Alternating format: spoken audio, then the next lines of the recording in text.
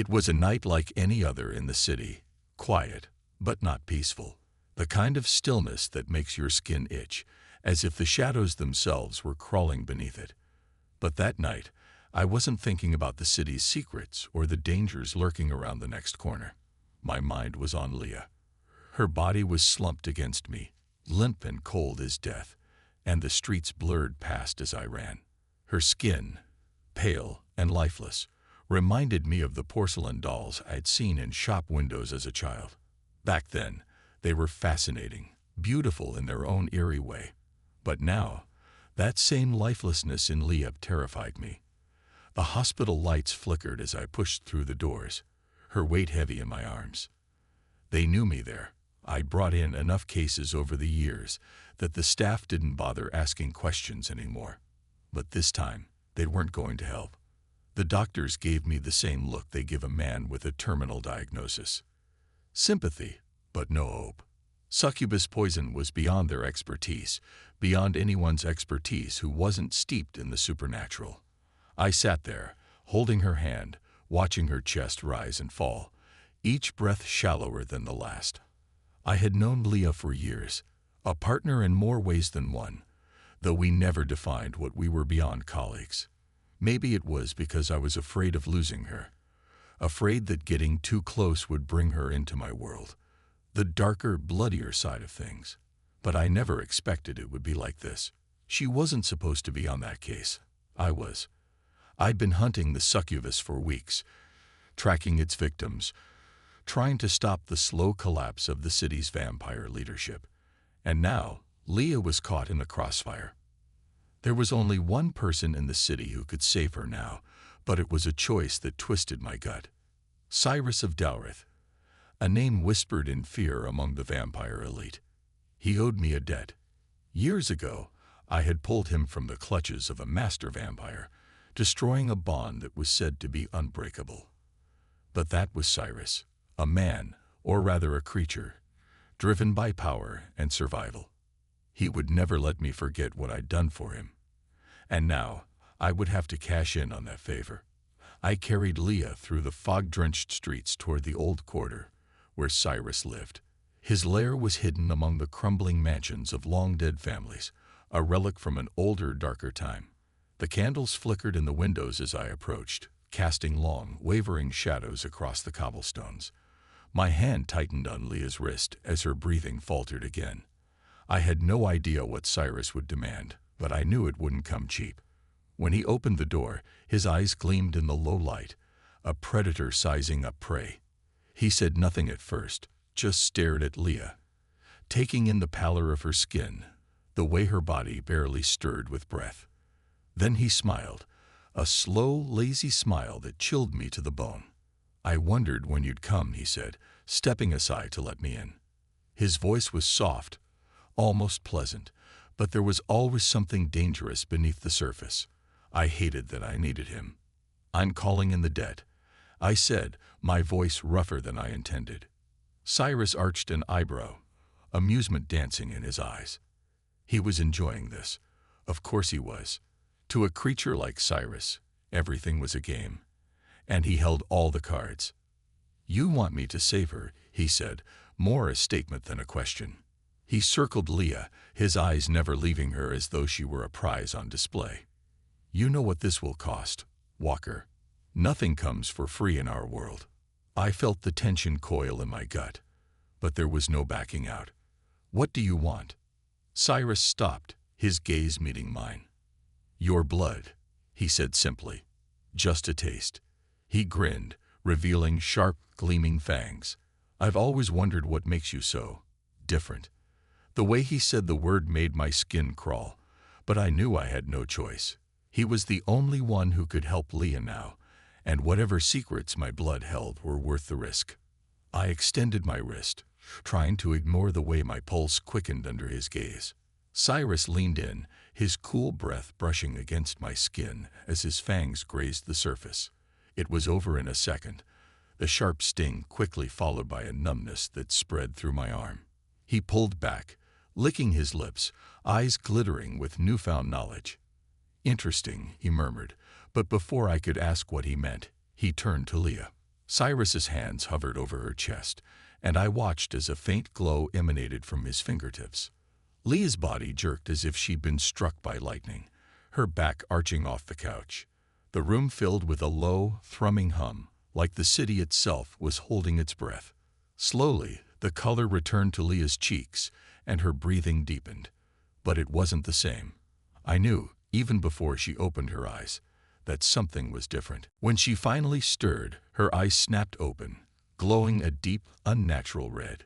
She wasn't human anymore. Not fully. The succubus poison was gone, but the price had been steep. She was one of them now, a vampire. And as I stood there, watching the woman I had fought so hard to save become something I had sworn to destroy, I realized that in saving her, I had damned her. Cyrus chuckled softly, wiping the sweat from his brow. "She'll live, if you can call it that," he said, his voice dripping with satisfaction. "But be careful, Walker. She'll be hungry soon." And with that, he turned away, leaving me alone with Leah, alive, but forever changed. Leah's transformation was like watching a storm gather on the horizon. Dark, inevitable, and utterly beyond my control. The days following her awakening were a blur of fear and confusion, not just for her but for me as well. She was alive, yes, but she wasn't Leah anymore. Not the woman I knew. Her once warm brown eyes had turned a deep, unnatural crimson, and though she tried to suppress it, I could sense the hunger rising in her like a beast clawing to be free. I had taken her to a safe house on the outskirts of the city, hidden away from the prying eyes of the vampire elite who now viewed her as both a liability and a weapon. Every night, I watched her wrestle with herself, her body fighting against the new instincts that came with being one of them.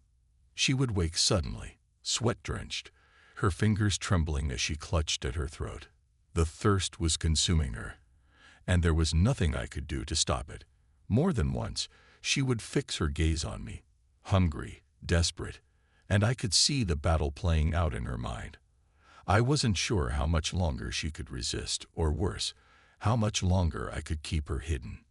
It was around this time that the city's vampire council called me in. I had been avoiding them since Leah's attack, but I couldn't avoid them any longer. Victor Alvarez, one of the vampire ministers, had been murdered, brutally. The kind of murder that sends a message, and the message was clear. No one was safe. The city's vampire leadership was in disarray, and the succubus was behind it all. They were being hunted, one by one, and the body count was only going to rise. As I stood at the crime scene, the smell of blood still fresh in the air, I couldn't help but wonder if Leah was next. Victor had been torn apart, his body left out in the open like a warning. Whoever was doing this was making a statement, and they weren't finished. Seraphine, the master of the city, had called me in personally, and honored it felt more like a threat. She didn't trust anyone else to handle this, which meant the situation was worse than I had imagined. But as much as I hated to admit it, this wasn't just about the vampires anymore. This was about Leah. If the succubus was targeting the city's leaders, Leah, as a newly turned vampire, was in danger. I needed to find out what the succubus wanted, and fast. The deeper I dug into the investigation, the more I realized how fragile the city's power structure really was.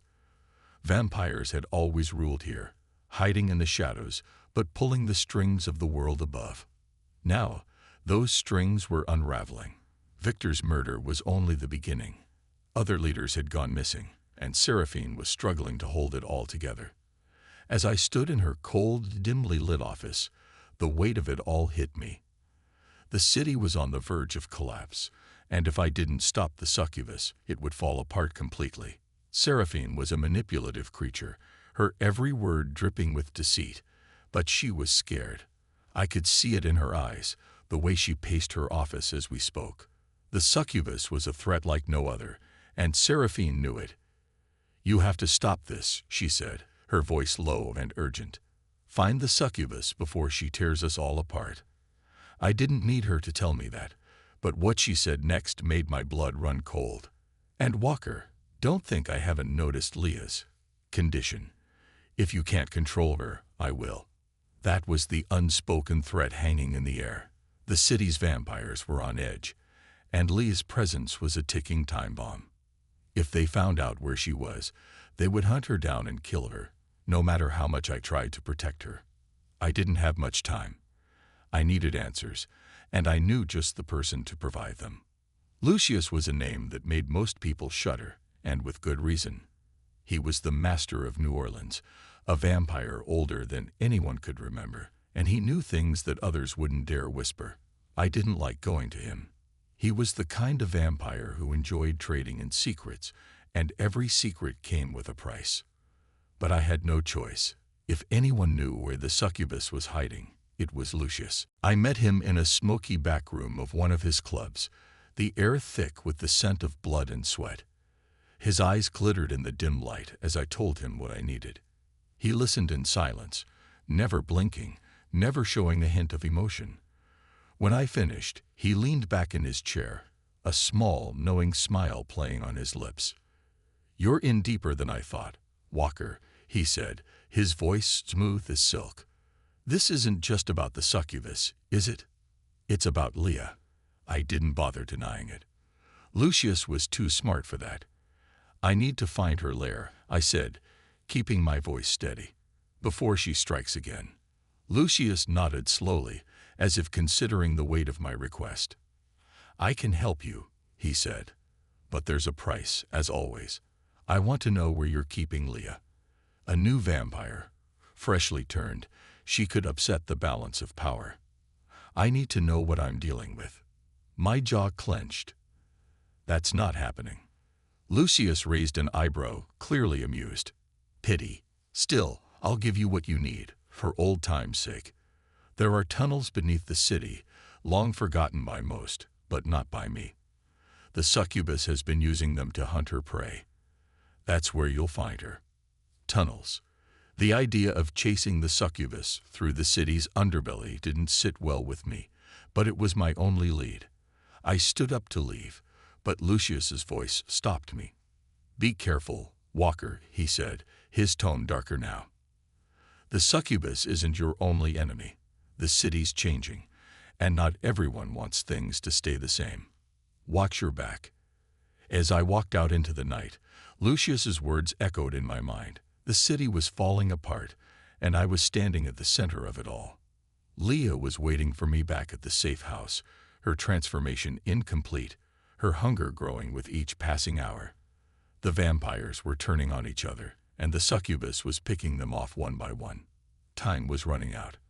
And somewhere, in the darkened depths of the city's forgotten tunnels, she was waiting for me. I knew Leah wasn't safe. Each night, her condition worsened. The hunger gnawed at her, and no matter how much she fought it, I could see the cracks forming. She paced the room like a caged animal, her eyes glinting with a thirst she barely controlled. Her skin, once warm and human, now had the sheen of the undead, pale and cold. It was only a matter of time before she slipped. I couldn't keep her locked away forever. And the city's vampires were already sniffing around for signs of weakness. It was dangerous, for both of us. But still, I couldn't let her go. The day after meeting Lucius, I reached out to Varian. He was king of the Stroi, an ancient creature immune to succubus venom. The kind of ally you need when facing something far deadlier than you can handle alone. I had known Varian for years. He was all muscle and power, with a code of honor that made him one of the few in this world I could trust. We had been through hell together, and though he had his own reasons for helping me, I knew I could count on him. His immunity to the succubus's poison was a rare gift, one that made him invaluable. Varian agreed to meet me in the shadows of an old church, its crumbling spires a stark reminder of the city's forgotten history. His hulking frame moved silently through the night, and as he approached, I could see the gleam of his eyes beneath the brim of his hat. "You look like hell," he said, his voice a deep rumble that echoed off the stone walls. "I heard about Leah. Tough break." His words were gruff, but there was understanding there. Varian had seen his fair share of loss. "I need your help," I said, cutting to the chase. There was no time for pleasantries. Lucius gave me a lead. The succubus is using the tunnels beneath the city. That's where I'll find her. Varian's eyes narrowed as I spoke, and he nodded slowly. Dangerous place, he muttered. But if she's down there, I'll help you flush her out. He glanced at me, his expression hardening. But what about Leah? She's not human anymore. Walker, you know what that means. I felt the weight of his words settle over me. He was right. Leah wasn't human, not anymore. But I couldn't bring myself to accept what that meant. Not yet. I'll handle Leah, I said, though even I didn't believe the conviction in my voice. Varian didn't push it. He never did. Instead, he handed me a weapon. An ancient forbidden blade that hummed with a dark energy. You'll need this, he said, his voice low. The succubus isn't going down easy, and if what Lucius said is true, she's been growing stronger with every kill. The blade felt heavy in my hands, its cold metal sending a shiver up my spine. I had seen weapons like this before, long ago. They were outlawed for a reason. Too powerful, too dangerous, even for those who wielded them. But this wasn't a time for hesitation. The succubus had to be stopped, and Leah needed me to end this, whether she knew it or not. As Varian and I prepared to descend into the tunnels, my thoughts kept drifting back to her. Every moment I was away, I wondered if she was slipping further into the darkness. The thought of her feeding, of losing control and becoming the very thing we had fought against for so long, gnawed at me. But there was no time to dwell. The city was on the verge of collapse, and if we didn't act now, there wouldn't be anything left to save. The entrance to the tunnels was hidden beneath an old building, long abandoned and forgotten by most.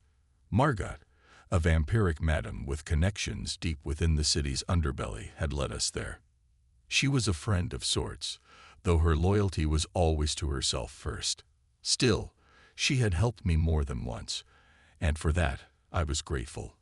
Be careful down there, she warned, her voice a soft whisper. The tunnels aren't just a place for the succubus to hide. There are things down there even the vampires fear. I didn't need her to tell me that. The tunnels were old, ancient even, and filled with dangers most people couldn't imagine. But that's where the succubus was, and that's where I had to go. Varian and I moved quietly through the entrance, the air thick and musty, the scent of decay hanging in the air like a shroud. The walls were damp, and every step echoed in the stillness, a reminder that we were not alone. The deeper we went, the darker it became. My flashlight barely cut through the shadows, and I could feel the weight of the city pressing down on us. The tunnels twisted and turned, a labyrinth of forgotten history, and with every step, I felt the pull of something ancient, something waiting. Varian was silent, his eyes scanning the darkness for any sign of movement. He had been in places like this before, places where the lines between the living and the dead blurred. Then we heard it, a low, guttural sound that echoed through the tunnels like a whisper on the wind. The succubus was close. I could feel it in my bones, a creeping sense of dread that chilled me to the core. Varian's grip tightened on his weapon, and I raised the forbidden blade, its energy pulsing in my hand. As we moved closer, the air grew colder, and the shadows seemed to shift and move on their own. The succubus was toying with us, leading us deeper into her lair. But I wasn't going to let her win. Not this time. Finally, we reached the heart of the tunnels, a vast open chamber bathed in an unnatural glow. And there she was, standing in the center, her eyes burning with a malevolent light. The succubus was tall, her figure shrouded in darkness, but her presence was unmistakable. She smiled as we entered, a slow, predatory grin that sent a shiver down my spine. "I've been expecting you, Walker," she purred, her voice echoing in the chamber like a siren's call. Varian moved to my side, his weapon at the ready, but I knew this fight wasn't going to be easy. The succubus was more powerful than we had imagined, and she wasn't alone. From the shadows, other creatures emerged, her minions, twisted and corrupted, ready to tear us apart. This was the moment we had been preparing for, the final battle that would decide the fate of the city. The chamber was vast, larger than I could have imagined, and the air in it was thick with the weight of something ancient. The glow that bathed the room didn't come from any light I could see. It seemed to emanate from the walls themselves, as if the stone had absorbed centuries of bloodshed and darkness. At the center, the succubus stood tall, her silhouette blurred at the edges by the unnatural haze that hung over the place. Her eyes, burning with a cold, cruel fire, were fixed on me, and behind her I could see shadows shifting. Her minions, grotesque things twisted by her power, lurking just out of reach. Varian stood beside me, silent and ready, the ancient weapon in his hands glowing faintly in the dim light. He didn't speak, and neither did I. There was nothing left to say. The succubus had brought us here for a final reckoning, and she knew as well as we did that there would be no turning back. This wasn't a fight for survival anymore. It was a fight for the city itself, and for Leah. Somewhere, deep in the recesses of my mind, I knew that this battle would determine whether I could ever save her or if I'd be forced to do what I dreaded the most. The succubus moved first, her smile widening as she began to speak. Her voice was low, seductive, and it seemed to fill the chamber, echoing off the walls in a way that made it impossible to tell where it was coming from. "You've come a long way, Walker," she purred, her tone mocking. "But did you really think you could stop me? You've seen what I can do. The city's vampires are falling one by one, and soon there will be nothing left for you to protect." I gripped the hilt of the forbidden blade tighter, its cold metal grounding me against the tide of fear that threatened to rise. "I didn't come here to listen to you gloat," I said, my voice steady, though inside I could feel the tension building. "You've taken enough lives. It ends here." Her laughter filled the chamber, a dark, musical sound that sent a chill down my spine. "Ends," she echoed, her eyes gleaming with amusement. "Oh, Walker, you still don't understand, do you? This isn't about ending anything. This is about beginning. A new world, free from the tyranny of vampires and humans alike. A world where creatures like me can rule." She raised her arms, and as she did, the shadows behind her began to shift and solidify. Her minions stepped forward, twisted, malformed beings, their eyes glowing with the same eerie light as their mistresses. I could feel Varian tense beside me, his muscles coiling as he prepared to strike. But I knew that even with his strength, this was going to be a fight like no other. The succubus was powerful, and her minions were many. We were outnumbered, and the odds weren't in our favor. But I had no intention of letting that stop me. With a roar, Varian lunged forward, his weapon slicing through the air with a speed that belied his massive frame. He moved like a force of nature, cutting down the first of the succubus's minions with brutal efficiency. The creatures screamed as they fell, their bodies dissolving into black smoke the moment his blade touched them. But for every one that fell, two more seemed to rise from the shadows, and I knew we couldn't keep this up forever. I charged toward the succubus, the forbidden blade humming in my hand, its energy pulsing in time with my heartbeat. She met my advance with a smile, her movements fluid and graceful as she dodged my first strike. The blade cut through empty air, but I wasn't done. I swung again, this time aiming for her chest, but she caught my wrist, her grip impossibly strong. For a moment, we were locked in place, her eyes boring into mine as she leaned in close. "You can't kill me, Walker," she whispered, her voice dripping with venom. "Not with that blade, not with anything. I am older than this city, older than you can imagine. I have seen empires rise and fall, and I will see this one crumble as well." I gritted my teeth, forcing my arm free with a burst of strength I didn't know I had. "We'll see about that," I growled, bringing the blade around in a wide arc. It connected with her side, and for the first time, I saw a flicker of pain in her eyes. Blood, dark and thick, spilled from the wound, and she hissed in anger, stepping back. But I knew it wasn't over. The succubus was far from beaten. Behind me, Varian was still holding off the swarm of minions, but even he couldn't keep them at bay forever. I could hear his grunts of exertion, the sound of steel meeting flesh, and the shrieks of the dying creatures. We were running out of time. Then, from the corner of my eye, I saw movement. Leah. She stood at the edge of the chamber, her eyes locked on the succubus, her body trembling with barely controlled hunger. She looked more alive than I had seen her in days, but there was something in her gaze that unsettled me. A hunger, yes, but something deeper, darker. She wasn't just watching. She was waiting. The succubus noticed her too, and a slow smile spread across her face. "Ah, there she is," she cooed, her voice thick with satisfaction. The fledgling. Poor thing, caught between two worlds. Do you feel it, Leah? The hunger, the power. You could join me. Together, we could reshape this city. You don't have to fight it. Leah's eyes flicked to me, and for a moment I saw the woman I had known, the woman I had fought so hard to save. But then her gaze shifted back to the succubus, and the red in her eyes deepened. She took a step forward, her movements slow, deliberate. I could see the conflict playing out in her mind, the pull of the succubus's words, the lure of the power she had been given. And I knew that in that moment, everything hung in the balance. "Leah, don't listen to her," I called, my voice rough with desperation. "You're stronger than this. You don't have to be like her." For a moment, Leah hesitated, her body rigid with indecision.